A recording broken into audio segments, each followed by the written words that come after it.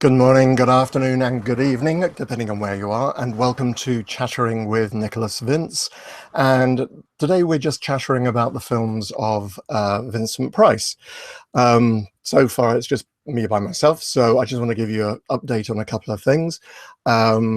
Just to say that next week I will be talking with Philip Escott and Craig Newman, who are the writers and directors of a film called Cruel Summer, which is going to be premiering at this year's Fright Fest.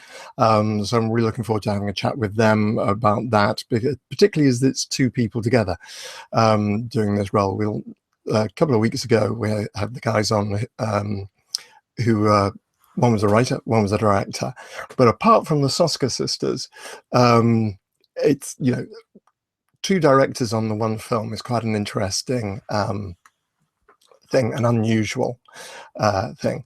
So yeah, I'm really looking forward to chatting with them. And then just to say, after that, there will be a 3-week break on the show because I'm going to be going to, first weekend, I'm going to be going to Scotland for the premiere of The Night Whispered, my first short film. Then it's Fright Fest. Then I'm going to be at the Days of the Dead in Louisville.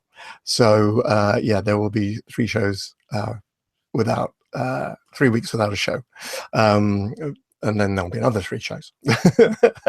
So yeah, I'm looking for that. And it looks as if I might have been joined by Steve. So I'm just going to see if Steve, oh, he's got no, oh, I can hear Steve, but I can't see him. Hello, Steve. Oh, we can see the bottom part of your face, Steve. Oop, we can't hear you. Hold on, Steve. Let me just see if I can unmute you. I know. Hi, Steve. Hi, Nick. Hello. You're still a bit low in your, yeah, you just want to turn your camera up a bit. There we are. Oh, you're a little further away now. Yeah. Focus. But welcome to the show. Thank you very much indeed for joining me. Anybody else who wants to come and join us, there is a link on the Google Hangout. I've just pasted, just click on that link if you're using a PC or laptop. How are you doing, Steve? Good. Good. Okay, so we're here to talk about Vincent Price, the films of Vincent Price. What's your favorite, or do you have more than one favorite Vincent Price? I liked all his 60s stuff he did with Roger Corman, and I like House of Wax. Right. Which of the Roger Corman ones is your favorite? Probably Pit and the Pendulum. Oh, interesting. Oh, yeah. I watched that again the other... Oh, hold on. I'm just going to message in from... Bear with me for 2 seconds, Steve. I just go... I need to watch on YouTube rather than... Need to watch the Hangout on YouTube rather than Google+. If anybody's having a difficult... I've just got a message from Craig. Oh, Steve's just walked off for a moment. We've just got a message from Craig telling me that he needs to watch on YouTube rather than on Google+, which is strange. I don't think we've ever had that before. So we will try and let me see if I can also check any comments that are coming in on YouTube rather than just on Google+. Bear with us, folks, whilst we get that sorted. Steve, so sorry, you're kind of off camera again, Steve. Oh no, there you are. Okay, Steve, so Pit and the Pendulum, what do you particularly like about Pit and the Pendulum? Probably the gothic atmosphere and Price's performance in the sets. Yeah. I think the kind of the I think very it is a very gothic thing. You're absolutely right. And I think it's interesting because the Pit and the Pendulum itself, the short story which inspired it, obviously just covers somebody being taken by the Inquisition, which they allude to at the end of the movie. And they use premature burial and the cast of Amontillado, those short stories. Yeah, that's very interesting. Sorry, I keep on hesitating. Sorry, Steve. This video playback on other websites has been what?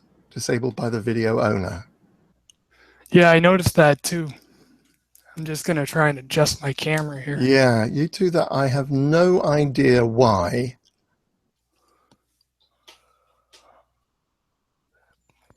Okay, we seem to have a slight technical problem.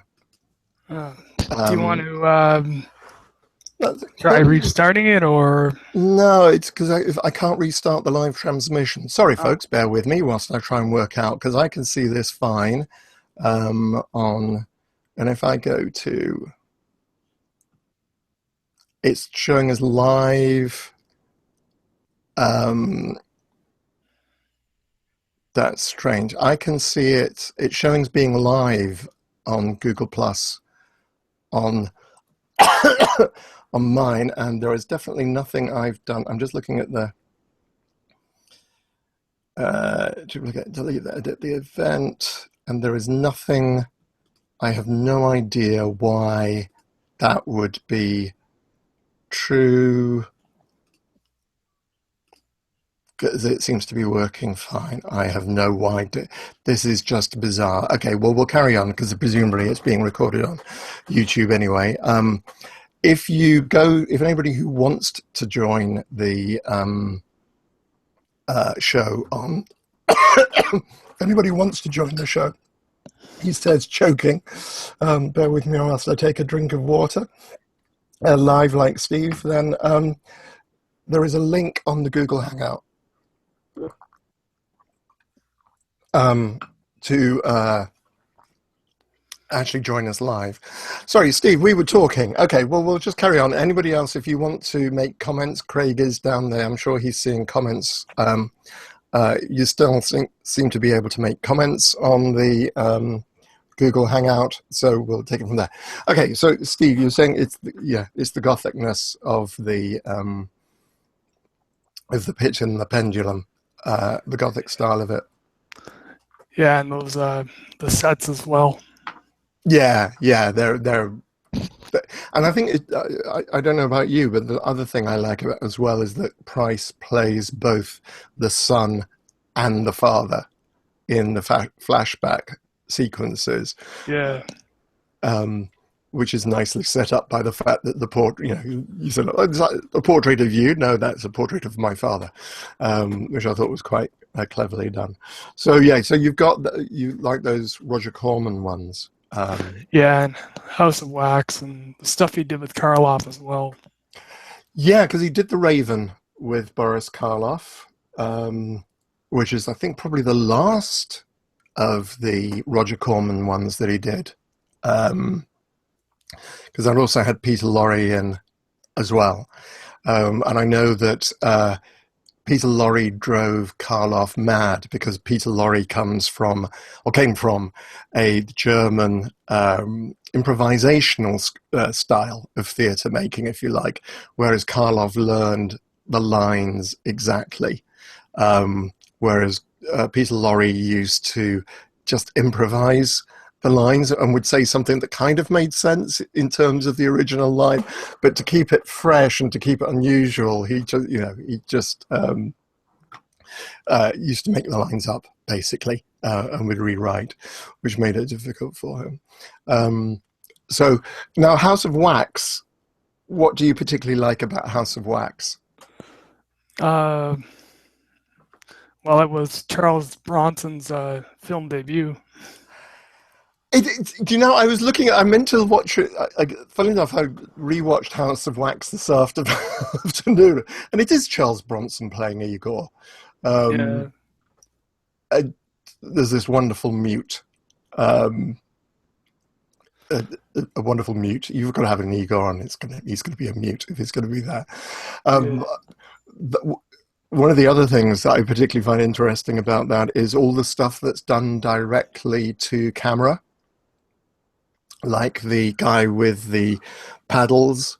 Yeah, I love that scene. Yeah, and the can. Do you know why that is? I have no idea. It's because it was filmed in 3D. They call it nature vision, and this is why you see him hitting. And he talks about, at one point he talks about being able to knock the popcorn out of the audience member's hand. Yeah. It's because that little ball and the paddle was going to come out of the screen at you. And again, so there's that famous sequence. And then there's the can sequence. So you've got these women kicking their legs up and then turning around and flashing their knickers at the audience in 3D as well. It's interesting. I think that's also kind of interesting. You've got Vincent Price playing under quite a lot of heavy makeup as well. Although I'm not I was trying to work out if Price did all the silent stuff when he's running along the streets. You should warn everybody, of course, there are going to be spoilers in this discussion.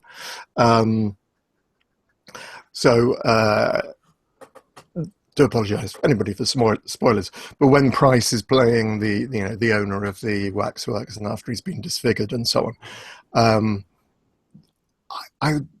it's really difficult to see if it's actually Price underneath all the really, really heavy makeup. So if anybody happens to know the answer to that question, did Vincent Price do all the part in House of Wax? I'd be really interested to know. So House of Wax, the Roger Corman stuff, particularly Pitt and the Pendulum. Any other other Vincent Price film you're fond of? The Phibes movies, Dr. Phibes. Oh yes, yeah, which is interesting because that's also one of the most popular. Cool. All right. So what I thought I'd do is, if there's anybody who's watching who wants to make comments, please make a comment on, because even if it's weird if you can't see the video. What I'm going to ask Craig to do is if he can actually open up the YouTube as well and see if he can watch this on YouTube. And just in case there is anybody making any comments on YouTube as well. If you haven't got any comments or any thoughts on any of the Vincent Price films, do let us know. And Craig will pass those on to me. Okay, so what I thought we'd do is we just work in kind of reverse order. I did a little bit of a poll and I'm just going to refresh the poll and just see if anybody's voted more recently. Oh, yes, they have actually. Okay.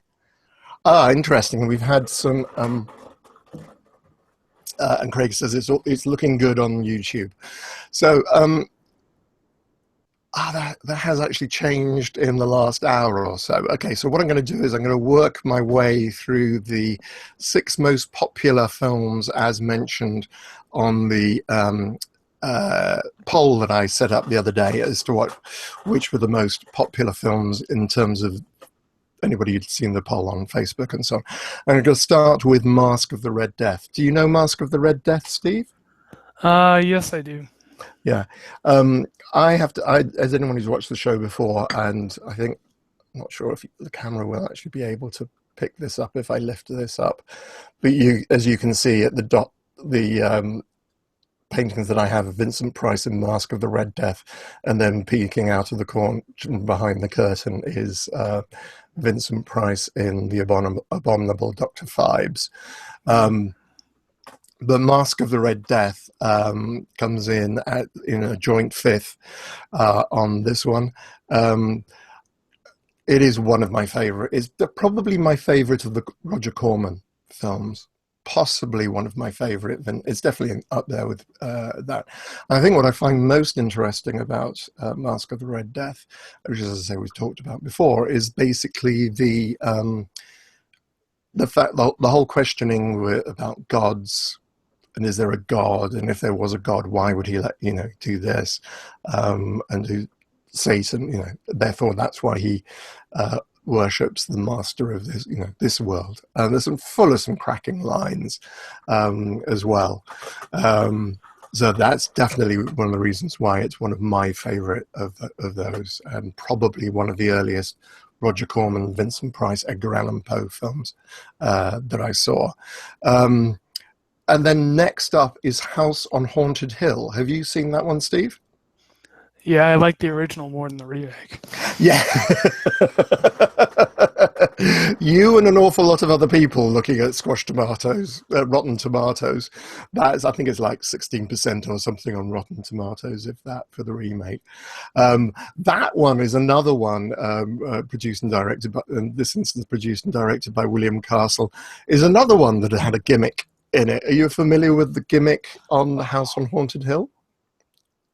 Was it like the similar to the Tingler where the seats would vibrate, or? Very similar, yeah, no, absolutely. It's another William Castle one, which of course also stars Vincent Price. It was known as Emergo Vision. At the end, again, sorry about spoilers. At the end of the movie, you see a skeleton come towards the screen, and they actually had it arranged so that it would either appear out of the screen or come from the back of the auditorium, float above the audience's heads.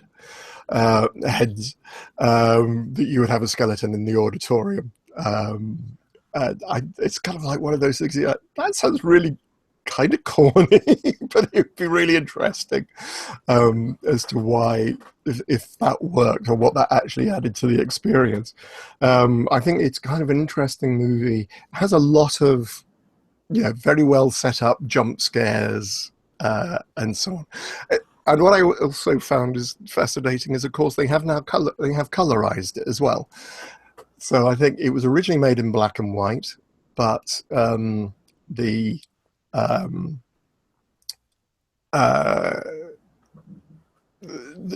gone colorized it, which is just appalling as far as I'm concerned. And it's got some cracking lines in it as well. Elisha Cook and the ghosts are restless tonight. Yeah, I don't agree with the colorization of black and white film. No.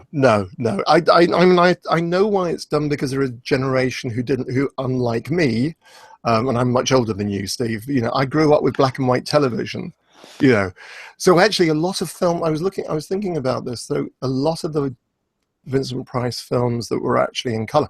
So House of Wax, for example, I probably saw in black and white originally on TV, because we didn't get color TV until that would have been neat to see it in black and white. Yeah. It's interesting because I think it does add atmosphere to our movie. Yeah. If it's done in black and white. Funnily enough, I was watching Witchfinder General, which is kind of down, one of the less popular of his films. Yeah, I got to see a double feature of Frankenstein and Dracula a couple of years ago. Okay, in black and white? Yeah, in the theater. Right. And I saw Jaws as well in the theater last year. Right. Well, I was watching Witchfinder General, which obviously is Vincent Price. And interestingly, there was a book called the Hamlin Book of Horror Movies, edited by a guy called Dennis Gifford, which anybody in the UK of a certain age may well remember. And I remember him talking about Vincent Price and saying that Witchfinder General was great because it managed to stop Vincent Price giving one of his eye-rolling performances. And I'm thinking, that's grossly unfair. That really, because I don't think Vincent Price really did roll his eye. One of the great things that made him so powerful is that he was a very understated actor from that perspective. Okay, perhaps not in Theatre of Blood, but he's playing a ham actor in that case. Where was I before we started talking about black and white, etc.? So Masque of the Red Death, House on Haunted Hill. I think, yes, the Witchfinder General, the reason I talk about black and white and Witchfinder General is I watched Witchfinder General in colour today, and the thing is, they really didn't distress costumes in those days. So all the yokels in Witchfinder General, which is set in 1645, are all wearing these immaculately clean costumes. It just looks. I mean, it's also a very disturbing film. Are you familiar with it, Steve? Yeah, I know there's two different cuts of the movie. Oh, interesting. I hadn't realized that. On the Scream Factory box set they put. I haven't got any of the Vincent Price sets, but they have like two different cuts of the film. One's called the Conqueror Worm and Witchfinder General. I don't know if they added more violence back in it or if there's any differences. Well, the interesting thing is, I think the reason why it's called Conqueror Worm is because I think they were trying to market it as if it was part of the Vincent Price, Edgar Allan Poe series of things. Um, I don't know how, I have no idea if the edits are actually different. That would be interesting to find out. But of the Conqueror Worm is a poem that was written by Edgar Allan Poe. And it's just, I assume it was purely done as a marketing ploy because Conqueror Worm is the poem has nothing to do with the Witchfinder General. Matthew Hopkins, of course, was a historical character. He was an historical figure. He was a real life person, and he was the Witchfinder General in the United Kingdom back in those days. And a lot of the tests that they do for finding the witches, etc., that is all historically accurate. But I have to say, one of the most distressing scenes, I think, in any of the movies is the burning of the witch.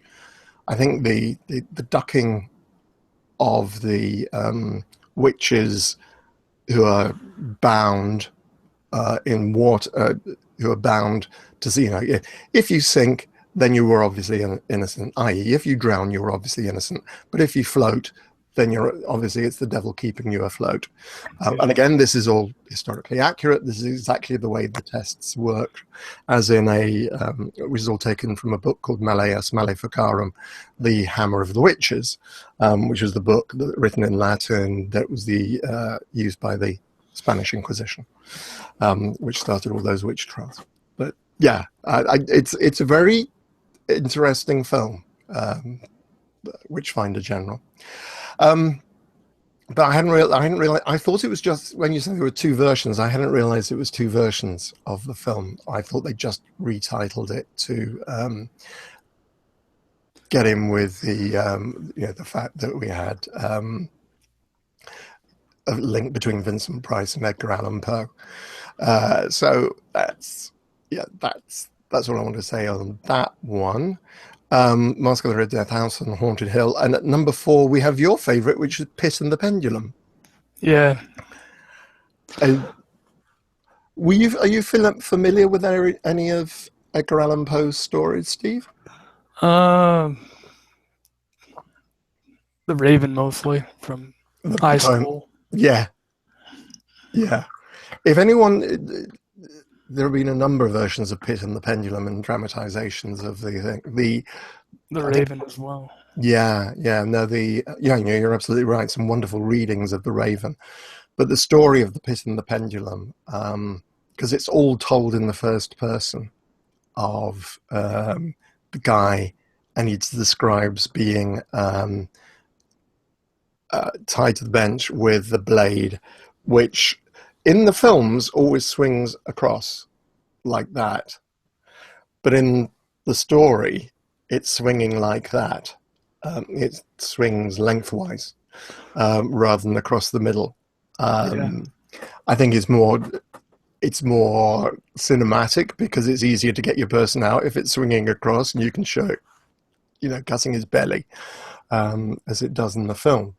But the description of being in the chamber, and he manages, and I really do, again, sorry folks, spoilers, but he manages to get out he survives the pendulum, but he's surrounded by these walls, which you see in the film, in the Vincent Price film, the paintings on the wall with the figures with the red eyes and so on. That's all taken from the short story by Edgar Allan Poe. But it's horrifying because you have the walls. He manages to escape the pendulum and free himself because he's there for days in the short story and starving and so on. He manages to get himself free, and then the walls are heated up and then start closing in on him. Because there's obviously they've built braziers and the eyes. It's just an amazing description, absolutely amazing description. So I really recommend reading Pit and the Pendulum. It's a brilliant story. Okay, that's Pit and the Pendulum. Another Edgar Allan Poe is at number 3, and that is House of Usher, or Fall of the House of Usher. Are you familiar with that one, Steve? Yeah, I haven't seen it for a long time, but I'm pretty familiar Yeah, with it. it's him.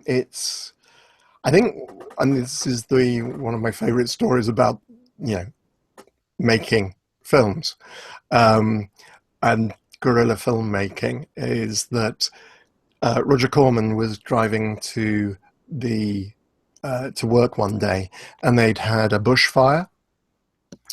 And I may have told this story recently, apologies if I have. But basically, they had a bushfire on his way in, and basically he got hold of the studio, got into the studio and said, right, find the actor, find the horse. So that opening sequence where he's riding across the burned and blasted heath, if you like, countryside, is because there was a bushfire in California, and they just raised the camera up, so you're looking down on the character as he approaches the house. And again, one of those things where when you see the house, a great shout out to the painters who painted on glass to make all these buildings, these castles, and so on. And it is Price's, for me, it's his performance as the brother who is so sensitive to sound and light, incredibly sensitive, non-violent. This man who's completely and utterly on edge. His nerves are absolutely shot to pieces. I find that absolutely fascinating. Really, really interesting performance of Vincent Price. So yeah, Fall of the House of Usher, again, another one of my favorite films. Of course, Vincent Price. I just want to see if I can get a name right. He also played Egghead on the Batman TV show as well. He did. You're absolutely right. Yeah, no, absolutely. He was absolutely. Mark Damon is the actor I'm thinking of. Vincent Price tells him, was definitely an actor's actor, not necessarily a method actor, whereas Mark Damon was very much of the school of method acting. And there was the famous sequence where they're mourning the loss of Madeline Usher, and they're behind they're sitting in front of the graves and so on. And apparently Mark Damon was giving this amazing performance, crying and sobbing, etc. And Price was not really doing any of this. And Mark Damon was saying, aren't I good, effectively saying, aren't I a good actor because I'm doing all this? And Price just pointed out that Corman had his camera in long shot and wasn't able to see any of that performance, and therefore there was no point in doing it. Yeah. But one has to admire Mark Damon for his conviction in doing the role. I think he gave a great performance, but Price in that is just so unlike it. Just terribly, terribly sensitive man. A very interesting performance, which incidentally reminds me of another non-horror performance, that the Song of Bernadette, which is about the creation of Lourdes, and I mentioned before that Price gives this amazing performance of a man who is a cynic, who doesn't believe in God, and who there is an amazing shot as he's walking around amongst all the people who've come to Lourdes because they have absolute faith in the miracle and the water and everything, and that they will be healed. and he's this complete atheist walking amongst these people, and it's just the look on his face, and the fact that you can see that this man has no faith, and he is utterly lost and bereft in those circumstances. I'll have to check that one out. Yeah, it's Song of Bernadette is really interesting. It's another one of his that's non-horror as well. I really like is Dragonwick, where he plays the cousin. Yeah, it was in the Ten Commandments as well. Yes, playing Pharaoh's architect or something, playing something in that. Yeah, I like how you have your Masque of the Red Death picture underneath Lawrence Harvey. But yes, Lawrence Harvey. Good old Lawrence. Yeah. So coming, and then that brings us to the last two films. And folks, if you do have any thoughts or comments on what we're talking about or any moments, do please post a comment, and I will just quickly double check and see if any comments have come in. Oh, okay, cool. We've got one in from Kim Lehman, who just said, "I love The Last Man on Earth. His ability to always make you feel for the characters he played, whether playing a good guy or bad." Thanks for Kim. Yeah, that is. Again, that was a film I'd not actually seen at all before this. Before I prepared for this show, was The Last Man on Earth. Yeah, I think I've seen that before. I've seen the Omega Man more though. Yeah, with Charlton Heston. Yeah. I know Richard Matheson, the writer of the short, didn't like any film version of I Am Legend. And I think, as far as I understand it, Vincent Price had a fairly tough time on that movie because, of course, it was filmed in Italy with Italian actors and an Italian crew, and so on. So I think he felt he felt a little bit at sea on that particular. But I think it's a good movie. I think not having read the short story, I think it stands up as a movie. It's something watching it that if you watch the movie, the Vincent Price movie, and as I say, it was filmed in Italy, I believe, either Italy or Spain. I'll have to check that one out. Is the fact that it was the vampires that come at the end.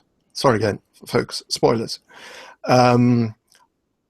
Are all dressed in shirts, black shirts, which was the color of the fascists. Last Man on Earth. He plays Dr. Robert Morgan. Bear with me, folks, whilst I just check this. Sokolov, Salko, and it was language English. Yes, Italy. It was filmed in Italy. So the vampires who you see at the end represent fascists. So this whole new world that's being created by these pseudo-vampires. So he's the last man on Earth who's killed in a church, almost Christ-like. And there is something really dead about the people who are setting out to kill him. So I think there was I don't know if it was intentional, probably really was intentional, that it was, there's a political statement being made in that movie as far as I'm concerned. So yeah, Last Man on Earth, really interesting film. Thanks for sharing that, Kelly, because I wanted to talk about that one. So we are now back down to, now it's interesting, okay, and I'm just going to refresh my, and just make sure that I've got most popular. Okay, so we go on to Abominable Dr. Phibes. You said that you mentioned that you like the Abominable Dr. Phibes films. Why do you like Dr. Phibes, Steve? He kind of shows his maybe romantic side in that one, in those a bit. It's interesting. Yeah. I think it's a very interesting performance because a lot of it is mime, almost because he, unless he leaves uh, the house where he is with his wife. Um, he's just got the makeup I was showing earlier on, the skull-like face, and he can only speak by plugging himself at the back of the neck. Um,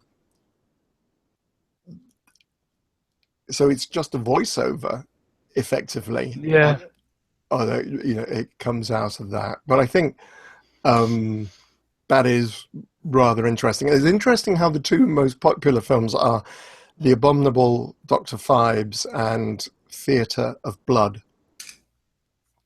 Um, and one of the themes that makes these two films very similar is just the interesting way of killing people. yeah.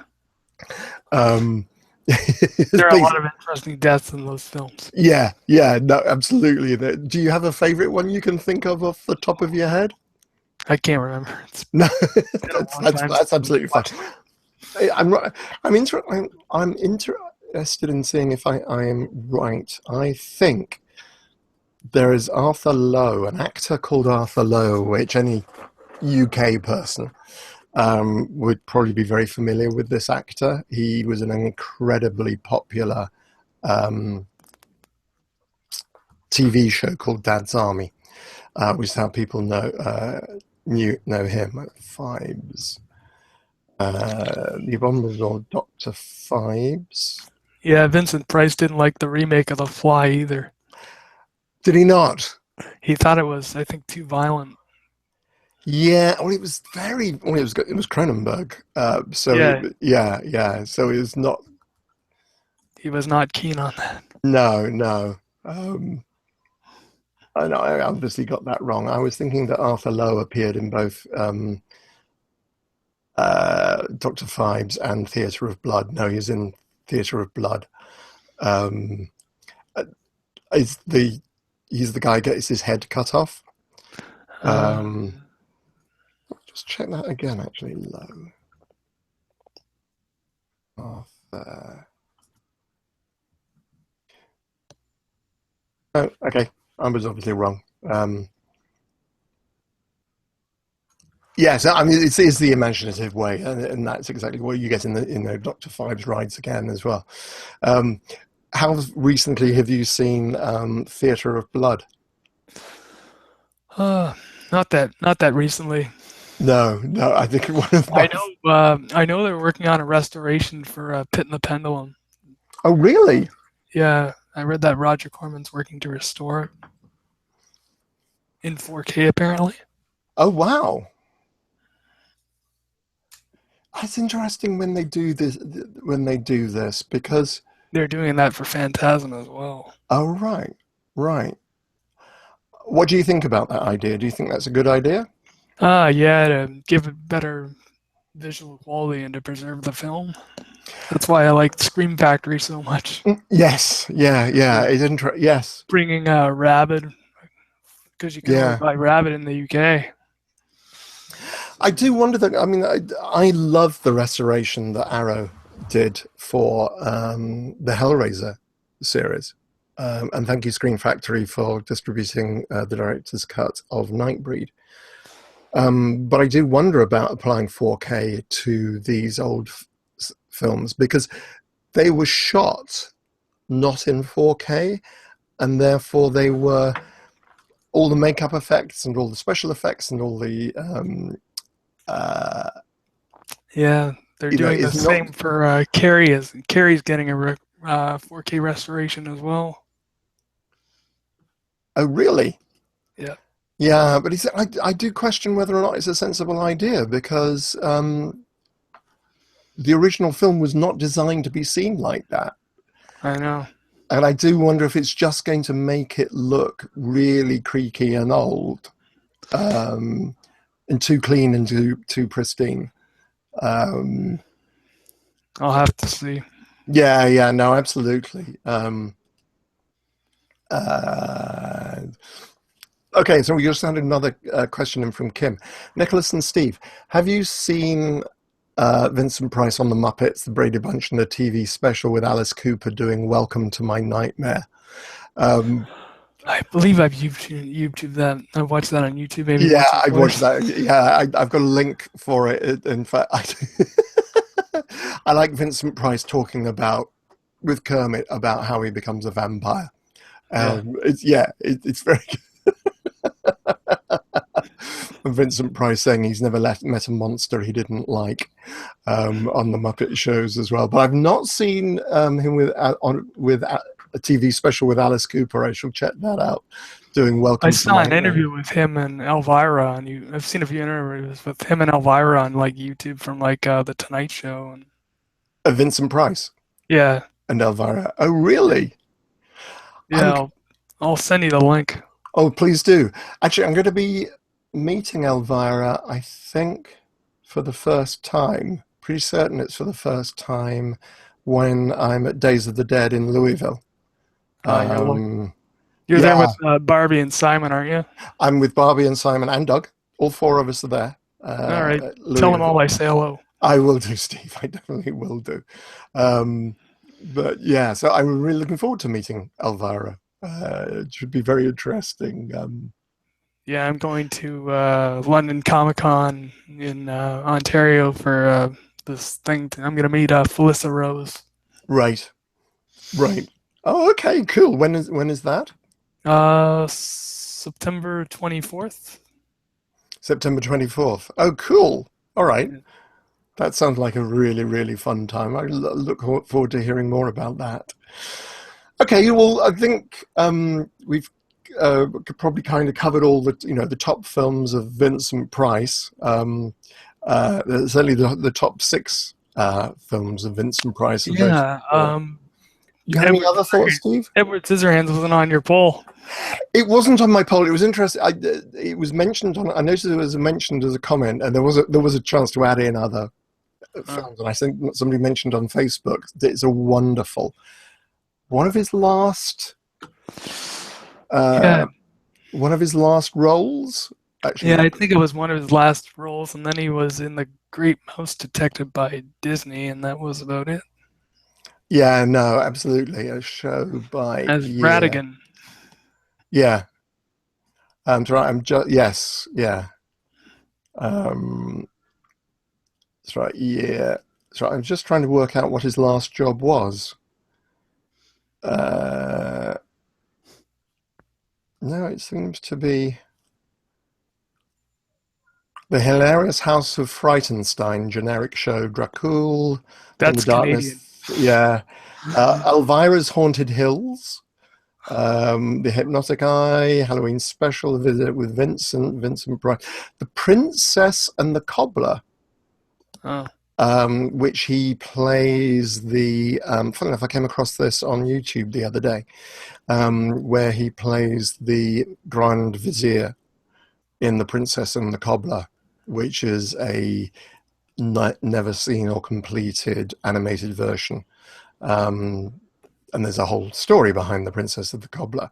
Well, sorry, it was never seen as it was originally intended and completed as it was originally intended.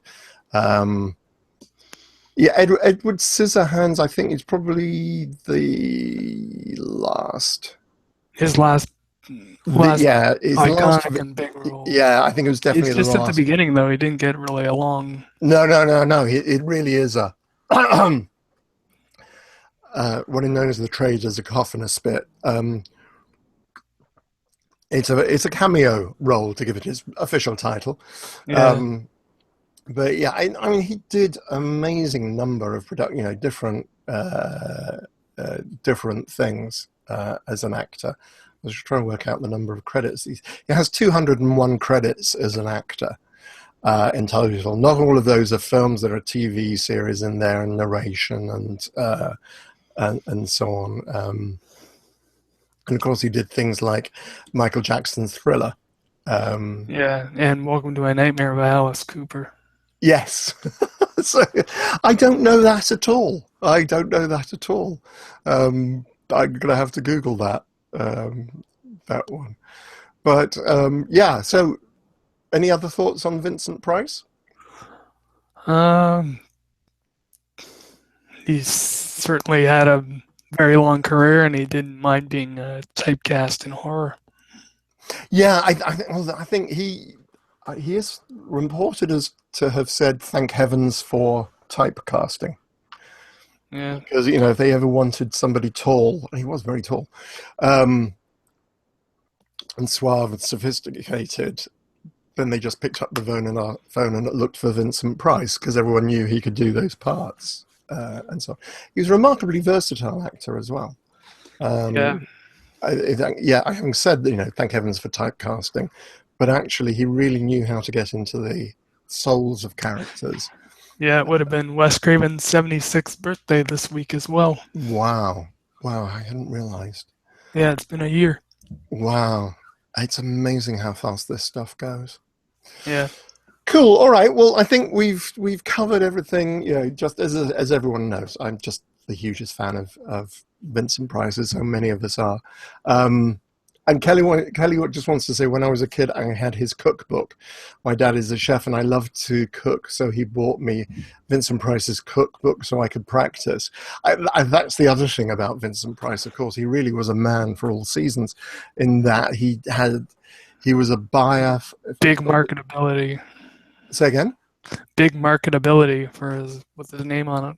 Yeah, no, absolutely. But not only that, he was actually an art expert. He Yeah, was, I believe, he was a buyer of art for Sears, the retail company, the catalog company, and you know, handled all their art purchases and so on. He had a huge art collection himself. He was a raconteur. He did a one-man show on the life of Oscar Wilde, which he toured for many years, and